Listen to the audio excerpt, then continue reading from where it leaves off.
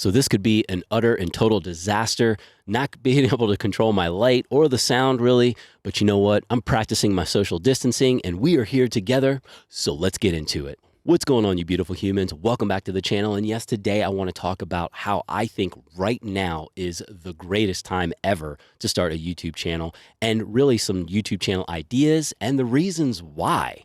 I mean, the fact that our health, the economy, our livelihoods are in jeopardy at this point, and people are thinking about, what am I going to do now? And I did do a video for those freelancers out there that have had taken a hit, like a big hit, and some things to do in your business to be able to keep doing business.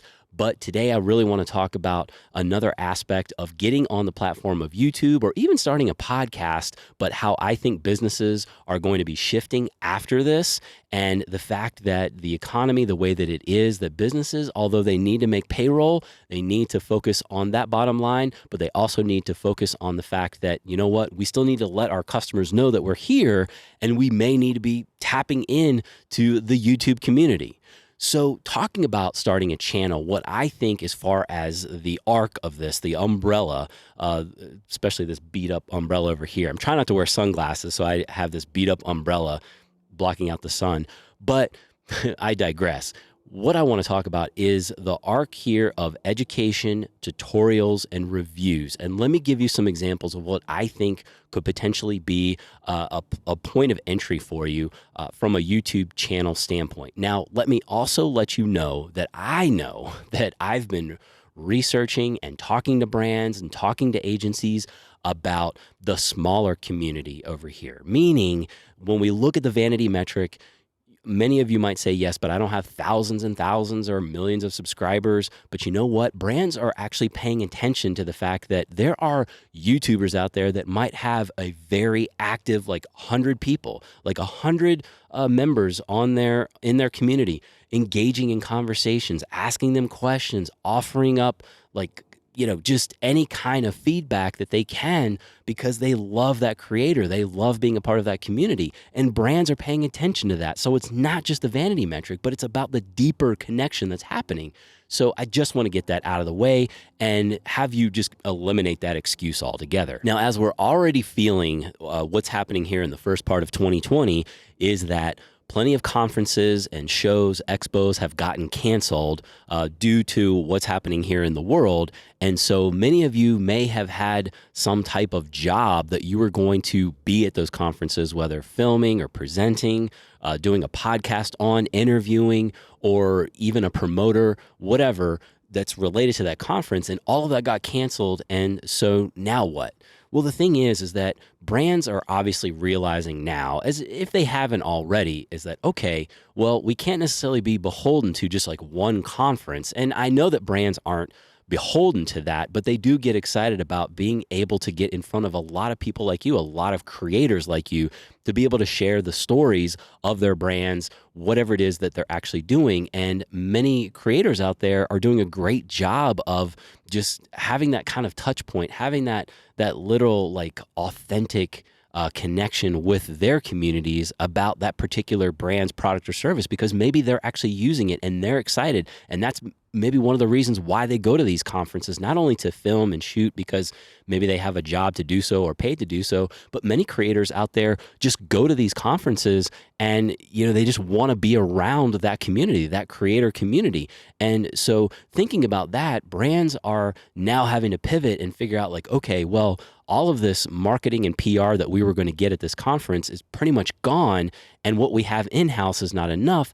How can we reach out to creators that would be willing to connect with their audience on the product or service that we're offering? And again, they would actually have to do their research and you would have to do your research, because I'm not saying that you should just say all right, well, this is low-hanging fruit. I'm just going to blast out an email to all of these brands saying, I would love to review your product, or I'd love to talk about your product or incorporate it into my video, because quite frankly, I don't talk about makeup. I don't talk about essential oils or anything like that. So it really has to be in line with your level of experience, your kind of connection to the product or whatever it is that you're using, and really not to alienate your audience and really alienate the brand. So thinking about your expertise, and we'll talk about the creative aspects for a moment. So whether you are graphic design, film, photography, something in that creative space, and I'm going to just be in that lane just for a second, but think about this.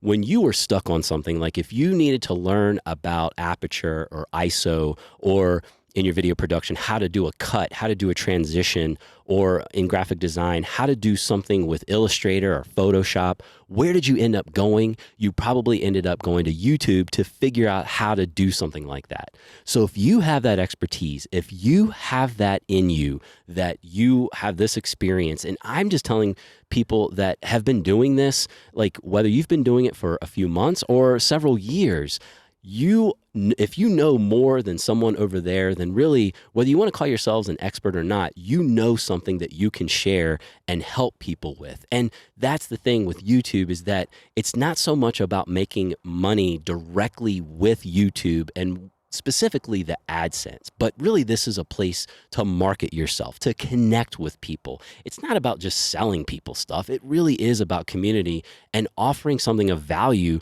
that gets people inspired, motivated, and the tools and in the right direction to start doing those things, to take that action. And so I look at YouTube as a space. It's much larger for where I can connect with people and show people a body of work of things that I'm doing. And they may hire me for a variety of reasons or in that space, whatever it is.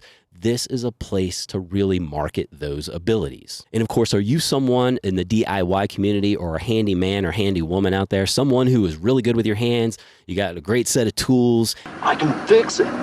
And you are able to teach people like what you do, like what you fix around your home or what you're building around your home. Because I'll tell you what, people are going to want to be more self-sustaining. They are going to want to be able to take care of certain things themselves. And so having that type of DIY channel, and I tell you what, I have searched myself plenty of things on YouTube to learn how to fix or to figure out, because I love working with my hands. I love being able to fix something. I do feel more accomplished that way. And so thinking about that, do you just have the skill set because you just always know how to use the screwdriver to do this, or the hammer to do this, or the saw and the cuts and the measuring and I sound like a fool. I really do know how to build things. But anyway, I digress. I'm just saying, play to your specific expertise and your desires when it comes to those things, because whether people feel bad about their current financial situation and or they want to prepare for something like this in regards to what is happening in our current world and the current economy. So I figure, you know what, finance channels, those that are helping people save money and lower interest rates and how to start businesses and how to get certain loans. I'll tell you what, if you are an expert there and you know what you're talking about, you have that experience, I would recommend thinking about YouTube as a great way to market that skill set and to help other people pretty much get their finances back in order. And then, of course, rounding out the most relatable thing that's happening right now as far as a YouTube channel is concerned, this actually came up on my feed, which would never come up on my feed, but the fact that this has happened in the world today, this is what's going on in the global state of affairs here, is that prepping. There are people out there that are really good at organizing a pantry and telling you as a community on the things that are important to buy. Toilet paper, maybe not so much. I mean, sure, have a couple rolls, but depending on the type of issues that are going on in the world, toilet paper might not be the priority. Food and water would likely be the priority. So I don't want to go too deep into that because I don't really know a ton about prepping, but I have found it fascinating that there are people, there are experts out there who really know what they're talking about and who have lived that. And they're truly just trying to help people just be prepared for what is to come, whatever that is to come. And I think that's what we're realizing, is that we can get comfortable in the situations that we are in and things feel fine and the economy's going well and you've got your health, you've got your family, you've got your friends, you've got your freedom to actually go outside. And now we don't. And so that obviously just kind of wakes us up a little bit that, our health is extremely important, family and friends, and really our freedom to not only have a job, but to be able to go to work or to build a business and to do all those things. So these are just some things to think about. You have this time on your hands. If you haven't started a YouTube channel or a podcast or something like that and utilized a platform to get your expertise and your passions out there, this is definitely, I think, the best time to start doing something like this, especially with all of this time on your hands. And you don't need a ton of gear to do it. You can start with your smartphone and you can just start teaching people the things that you actually know. I would love to hear your thoughts in the comment section below. Let's have a conversation. What are some things that you're thinking about? What are some channels and places that people are sharing information, and where do you think these things will start playing out in this next rest of 2020 and beyond? Thanks so much for tuning in. I really appreciate your time and attention. I hope you are all well. I'm wishing you well. Go out there and do the things, even if it's just in your backyard. Keep rocking those faces, and I'll catch you right back here on the next one. Yep. I just have one more thing.